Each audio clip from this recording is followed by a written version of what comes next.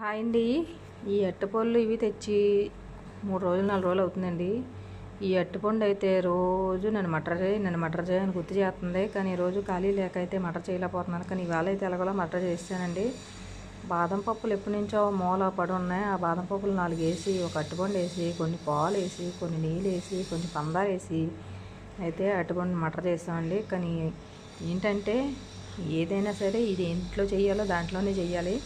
కానీ అన్నిటికీ ఒకటే అయిపోయిందండి గిన్నె. మన ఇంటికాడ అయితే మిక్సీ ఎలా ఉంటాయంటే జ్యూస్కి అయితే ఒకటి, పొళ్ళకైతే ఒకటి, ఇదే పిండిలకైతే ఒకటి అలా ఉంటాయి. కానీ ఇక్కడ అన్నిటికీ ఒకటే అయిపోయిందండి. జ్యూస్కి, అల్లం వెల్లుల్లి పేస్ట్కి, కూరకి, మసాలా పొడికి అన్నీ ఒకటే అయిపోయింది. కానీ ఈ జ్యూస్లో, ఈ మిక్సీలో జ్యూసు అసలు తాగినట్టే లేదండి. అసలు టేస్ట్ అనేదే లేదు. నీళ్ళుగానే ఉంది. అదే జ్యూసు వేరేగా ఉంటుంది కదా.